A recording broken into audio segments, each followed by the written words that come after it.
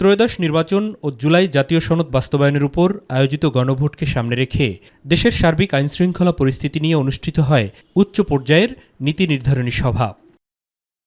যমুনায় প্রধান উপদেষ্টা ড. মোহাম্মদ ইউনূসের সভাপতিত্বে বৈঠকে উপদেষ্টা পরিষদ সদস্য, সশস্ত্র বাহিনীসহ বিভিন্ন বাহিনীর প্রধানগণ, ইসি সচিবসহ অন্যান্য বিভাগের ঊর্ধ্বতন কর্মকর্তারা অংশ নেন।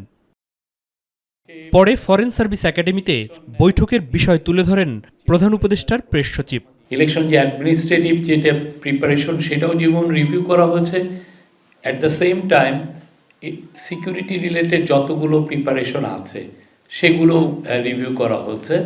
নির্বাচনকে অবাধ এবং শান্তিপূর্ণ করতে শরণাতীতকালের মধ্যে সর্বাধিক আইনশৃঙ্খলা বাহিনী নিয়োজিত থাকবে বলেও সিদ্ধান্ত নেয়ার কথা জানান তিনি।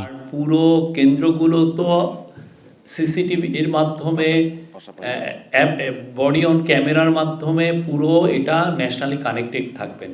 আর ঠিক ওই এলাকায় স্ট্রাইকিং ফোর্স হিসেবে আর্মি থাকবেন, আর্মির সশস্ত্র বাহিনী, তো তারা একদম পাশেই থাকবেন। আপনি জাস্ট এমন হতে পারে একটা জায়গায় কোনো ট্রাবল হলো 5 মিনিটের মধ্যে তারা রেসপন্ড করতে পারবেন, এই অবস্থায় থাকবেন। সো আমরা এটা নিয়ে মোটেও উড়ি না, বরঞ্চ আপনি বলতে পারেন এবার রেকর্ড পরিমাণ 9 লক্ষ থাকছেন আইন শৃঙ্খলা বাহিনীর সদস্য এবং সশস্ত্র বাহিনীর সদস্য।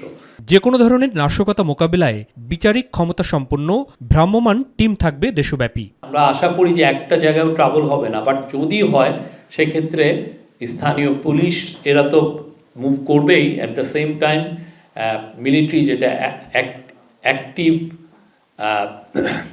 কুইক রেসপন্সের জন্য স্ট্রাইকিং ফোর্স হিসেবে থাকবে, তারা রেসপন্স করবে। আর আজকে জানানো হয় যে আর্মির তরফ থেকে মোট এই প্রথমবারের মতো 1 লক্ষ সেনাবাহিনীর মেম্বার থাকবেন। সাধারণ নির্বাচন এবং গণভোট একসাথে হবার কারণে ফলাফল প্রকাশে দেরি হতে পারে জানিয়ে এ নিয়ে জনসাধারণকে বিভ্রান্ত না হবারও আহ্বান জানান শফিকুল আলম। শুধুমাত্র তো ইলেকশনই হচ্ছে না, সাথে একটা রেফারেন্ডামও হচ্ছে, তো ফলে এইটা 2টা ভোট কাউন্টই একসাথে চলবে। হ্যাঁ, তারপরে সাথে আছে পোস্টাল ব্যালট, তো এই জন্য কিছু ক্ষেত্রে ভোট গণনার একটু দেরি হতে পারে। মাহবুব সৈকত, মাই টিভি, ঢাকা। আশা করব যে আপনারা দেশবাসীকে